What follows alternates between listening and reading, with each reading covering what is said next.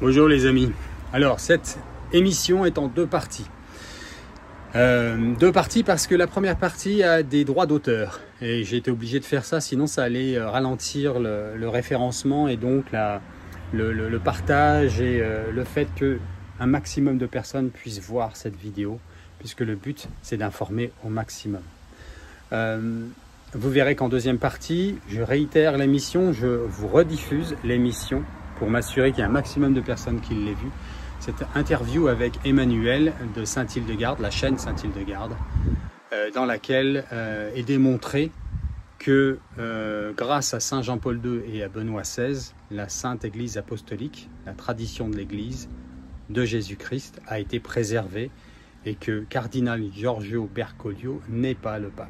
Donc il n'a jamais été élu pape, ils sont tombés dans le piège et c'est très bien expliqué dans la deuxième partie de l'émission que je vous invite à regarder. Faites bien circuler, abonnez-vous évidemment, mais surtout partagez les amis. Et partagez avec vos prêtres, partagez avec vos évêques. Il faut qu'ils soient informés. Il y en a qui ne le sont pas. Pour X ou Y raison, je ne vais pas rentrer là-dedans. D'autre part, vous allez voir dans la première partie, on m'a envoyé un florilège de démonstration que, en effet, le cardinal Bergoglio se reconnaît, sait très bien qu'il n'est pas le pape et il refuse qu'on embrasse son anneau pontifical.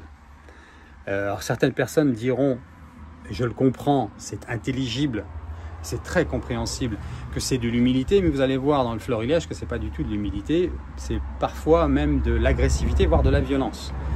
Donc il y a une raison derrière ça. D'ailleurs, j'invite notre ami Arnaud Dumouche, qui est mon frère en Christ, que j'aime, pour qui je vous demande de prier. Arnaud, explique-toi, qu'en penses-tu? Pourquoi ne veut-il pas qu'on embrasse son anneau pascal, j'allais dire, l'agneau pascal, l'anneau pontifical? Je ferme la parenthèse. Aussi, certaines personnes, j'ai eu des messages qui me sont revenus en disant que oui, Cyril est en révolution. Pas du tout. Là, c'est très mal me connaître, que j'ai un tempérament un peu dans la force de l'Esprit Saint parfois, inévitablement. C'est un charisme. Mais de la violence, sûrement pas. Croyez-moi, la violence, je sais ce que c'est. J'en ai eu toute ma jeunesse.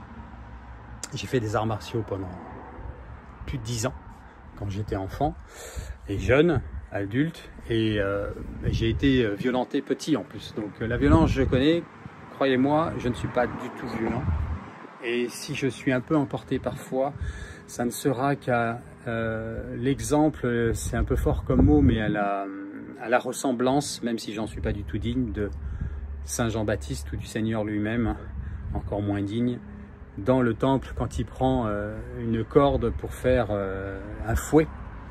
Et pareillement, Saint Jean-Baptiste qui parle avec une voix forte et qui demande au peuple de préparer les chemins pour le Seigneur. Voilà, c'est la seule force qui va sortir de moi, et le tempérament qui va taper du poing sur la table, ça ne sera que pour ça.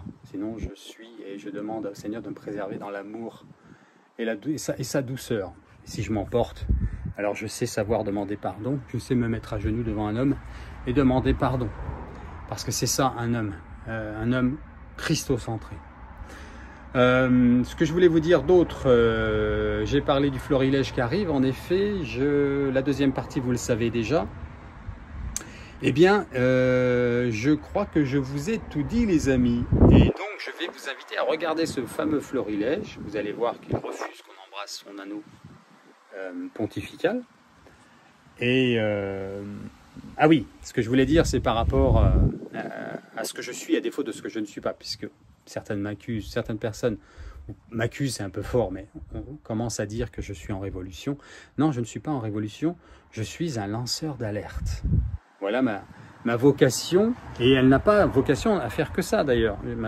Ça n'est pas ma seule vocation, pardon. Ce que je veux dire par là, c'est que je ne vais pas m'éterniser sur le cas cardinal Bergoglio, même si c'est une grosse pierre de mon travail, entre guillemets. Mais oui, lanceur d'alerte, parce que, voilà, c'est mon charisme, c'est mes talents, et c'est ce que le Seigneur me demande de faire. Il y a une place pour chacun. Tout le monde ne peut pas être comme moi, avoir une chaîne et pouvoir dire ce que je dis à l'écran. bien ou mal, peu importe, mais que le fond passe et que ce soit transmis afin que un maximum du troupeau de Dieu soit informé. Okay, ça, c'est mon charisme donc. Et donc, c'est ce que je fais. Je ne suis pas là en révolution. Je suis là pour dire la vérité qu'on essaye de mettre sous le tapis et qu'on veut vous cacher. C'est tout. J'invite personne à rentrer en révolution, en tout cas pas aujourd'hui. J'ai quelque chose à vous dire sur le roi de France, sur le grand monarque. Mais je le garde pour la fin de cette première partie. On reconnaît un arbre à ses fruits, les amis. Pourquoi je suis un lanceur d'alerte? Parce que vous avez d'un côté le cardinal Bergoglio qui n'est pas pape et qui vous invite à s'offusquer qu'on ne puisse pas bénir les couples homosexuels par exemple, ou qui protège des cardinaux, voire des évêques qui sont reconnus officiellement comme criminels envers des enfants, de la manière dont vous savez. Ça, c'est une réalité. Okay, ça, c'est pas moi qui l'invente. Ça, c'est la vérité, les amis. Okay, d'un autre côté, vous avez des personnes comme moi qui vous transmettent le message du Christ. Et qu'est-ce que dit le Christ? Il dit qu'il nous aime. Okay, est-ce que vous avez entendu le pape François dire aux homosexuels: sachez, mes frères homosexuels, que Jésus vous aime, qu'il a racheté vos péchés à vous comme à nous tous. Nous sommes tous pécheurs. Est-ce que vous l'entendez dire ça? Est-ce que vous l'entendez vous appeler le peuple de Dieu à aller se confesser, à changer de vie et à croire en la force de l'Esprit Saint pour guérir et rééquilibrer nos vies et se libérer du péché de la chair, de ce monde, de l'amour de ce monde? Est-ce qu'il vous invite à faire ça, le cardinal Bergoglio? Non. Voilà ce que les lanceurs d'alerte comme moi font, les amis. Okay, convertissez-vous et croyez à la bonne nouvelle. Jésus est réel. Sa force est véritable. Il est vivant. Okay, et vous avez une myriade d'exemples. Allez sur la chaîne. J'en connais pas de meilleur pour vous montrer les exemples d'évangélisation, plutôt de témoignages. C'est MDML, la chaîne de Notre-Dame des Lumières, je crois que c'est .fr. Excusez-moi, il y a un tracteur. Mais c'est la... J'allais dire, oui, c'est les qui travaillent dans les champs en ce moment. Allez sur sa chaîne de Monsieur Alberto Malouf, si je ne me trompe pas de son nom, mais je crois que c'est bon, c'est ça maintenant, puisqu'il fait 2-3 fois que je fais attention à son nom. Il faut que j'enregistre pas mal de choses, donc des fois je peux me tromper. Et oui, vous allez avoir des témoignages merveilleux que Jésus est vivant et qui guérit son Église. Vous allez voir des personnes d'autres religions venir à la vraie foi catholique. Vous allez voir des malades guérir. Vous allez voir des athées se convertir. Vous allez voir des paralysés marcher, des aveugles voir. Hein, vous allez voir des homosexuels, puisque j'en parlais un instant, sans vouloir se focaliser sur eux.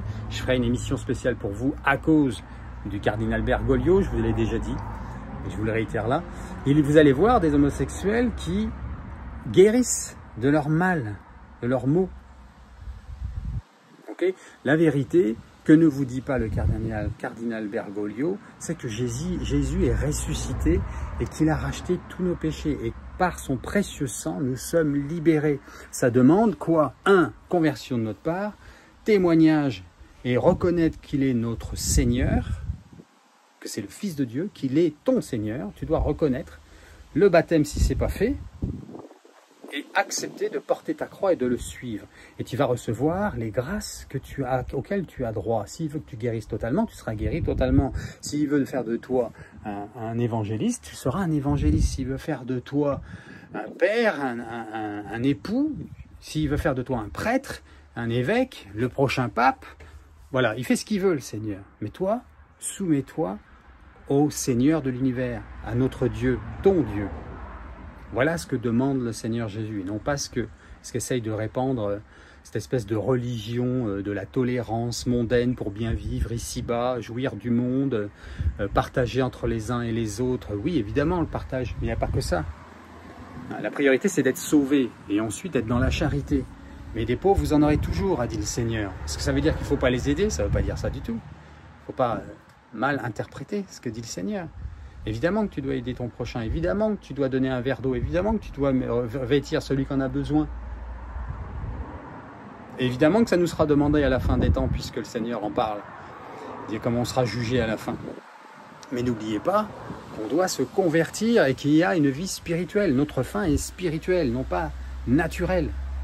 Cette vie n'a pas de sens, elle est vouée à la mort. C'est la vie éternelle que nous pouvons recevoir dès ici. Nous pouvons recevoir les guérisons, être sauvés, être dans la paix. Est-ce que tu es dans la paix? Est-ce que tu es animé par la colère, la déception, la tristesse, la dépression, la colère? Alors ce n'est pas l'Esprit Saint qui t'anime. Quand tu vois le cardinal Bergoglio s'énerver, s'offusquer et sans arrêt critiquer l'Église, sans arrêt attaquer le magistère de la sainte tradition, c'est pas animé par l'Esprit Saint, ça. C'est pas Jésus doux et humble de cœur, ça. C'est une colère qui est en lui, qui est animée par l'ennemi. C'est le malin qui anime ça. Ok, les amis? Regardez ce petit florilège. Priez pour Cardinal Bergoglio. Il en a plus besoin que beaucoup. C'est pour eux qu'il faut prier d'abord. Le Seigneur demande, il faut prier. Vous savez, la fameuse prière du Saint Gabriel Archange à Fatima. Ô mon Jésus, pardonne-nous tous nos péchés. Préserve-nous du feu de l'enfer et conduis au ciel toutes les âmes, surtout celles qui en ont le plus besoin. Ok? C'est le ciel qui nous révèle cette prière que nous devons prier entre chaque dizaine du rosaire à la messe. Eh bien, elles sont faites pour les ennemis de l'Église actuelle. Alors ça n'empêchera pas, et je finirai là-dessus, ça n'empêchera pas l'Antichrist de prendre le pouvoir, la passion de l'Église d'être vécue. C'est pas, je ne suis pas en train d'essayer d'empêcher ça. Le Seigneur fait ce qu'il veut avec son Église et avec sa création. C'est juste qu'il a toujours donné des donneurs d'alerte. Et je pense qu'on est plus, on a plus un sens de... vous savez l'histoire dans l'Ancien Testament des chardons ardents sur la tête des coupables. Eh bien en fait, quand nous sommes là pour dire la vérité, comme Saint Jean-Baptiste en son temps, et après il y a le bon grain et la mauvaise herbe, on n'y peut rien, il y aura toujours ça. Donc c'est juste que dans le lot, il y a des conversions. Et les fruits sont là. On reconnaît un arbre à ses fruits, je vous le disais tout à l'heure. C'est le Seigneur qui nous l'enseigne. Combien de personnes m'envoient de messages en me disant qu'ils retournent à la messe, qui vont se confesser depuis 40, depuis 50 ans. Étienne vient de nous donner son témoignage hier. 50 ans qu'il n'avait pas été à la confession. Et qu'il est animé d'une envie d'aller à la messe. Qu'il a la joie dans son cœur, qu'il est libéré de ces chaînes du malin. Et toutes ces personnes qui n'ont pas encore témoigné, mais qui ont, grâce à la parole de Dieu, la parole de vie que je vous transmets là, qui n'est pas la mienne, qui est celle du Seigneur, qui passe à travers toute personne qui veut bien se mettre à son service, eh bien, vous entendez cette parole, c'est une parole de vie qui vous libère et qui vous permet de comprendre ce qui ne va pas en vous, vous dire, mais c'est bien sûr, il y a un problème. Et c'est ce qui m'est arrivé le premier jour où j'ai lu des évangiles, j'avais 21 ans, j'étais en psychanalyse à Londres. Et je tombe sur des morceaux épars de l'évangile de Françoise Dolto, un ouvrage qui s'appelait Les évangiles au risque de la psychanalyse. Françoise Dolto, pour la petite histoire, c'est celle qui a créé les crèches en France. C'est la maman de Carlos aussi, pour la petite histoire. Et donc, je lis pour la première fois des morceaux épars de l'évangile, mais moi je connaissais rien à tout ça. J'étais dans une prise de tête de psychanalyse et psychologie. J'ai étudié la psychologie pendant 5 ans, j'ai fait 2 ans de psychanalyse. Et là, mon âme se met à respirer en lisant les évangiles pour la première fois. Mais qui m'avait montré les évangiles avant ma famille? Non, sûrement pas. À l'école, sûrement pas. À la télé, sûrement pas. Vous voyez? Donc, comme le dit saint Paul, s'il n'y a pas des gens pour transmettre, comment vont-ils savoir la bonne nouvelle, l'évangile du Seigneur, qu'ils sont sauvés, s'ils acceptent le salut, qu'ils se repentent, qu'ils se convertissent et changent de vie? Ce que ne vous dit pas le cardinal Bergoglio. Vous comprenez? C'est simple. La vérité, elle est simple. Elle est super simple. C'est une conversion à l'amour et accepter que nous sommes de pauvres pécheurs. Nous sommes tous laids sans le Christ. Nous sommes dans la laideur du péché. Nous sommes tous enclins au mal. On n'arrive pas à faire le bien qu'on veut faire et le mal qu'on ne veut pas faire, on le fait, nous dit saint Paul. Mais c'est la vérité. Plus vous allez rentrer dans la vérité, christique, plus vous allez être christocentré et plus vous allez voir à quel point vous êtes laid, mais en même temps et surtout à quel point Dieu nous aime, à quel point je suis laid et à quel point Dieu m'aime, parce qu'il m'a créé, je suis son petit enfant. Et donc, je suis dans la miséricorde de Dieu, je suis dans son amour, et c'est les larmes qui nous tombent en disant, mais quel merveilleux salut, quelle merveille que Dieu existe, quelle merveille que l'amour existe, quelle merveille que la vie éternelle, qu'il n'y a pas la mort, il n'y a pas la maladie, il n'y a pas le mensonge, il n'y a pas la guerre, il n'y a pas l'animosité, il n'y a pas l'angoisse. Ça existe, les amis, ça existe, croyez-le. Soyez heureux. Vous savez quoi? Avant-dernière chose, je vous invite, c'est le week-end, je vous invite à boire un verre au salut. Prenez un verre de chardonnay, prenez un verre de pinot, je ne sais pas ce que vous buvez. Alors, je ne vous demande pas de boire la bouteille, évidemment. Un verre de champagne et trinquez au salut et dites « Merci Jésus, Seigneur d'amour, de nous avoir sauvés. » Et soyez joyeux, ok? Dernière chose de cette première partie avant le florilège qui arrive sur le pape, pardon, lapsus, sur le cardinal Bergoglio. Regardez bien la deuxième partie, c'est très important.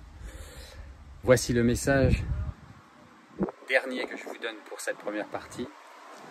Le roi de France va bientôt prendre la parole. Soyez bénis de Dieu, les amis.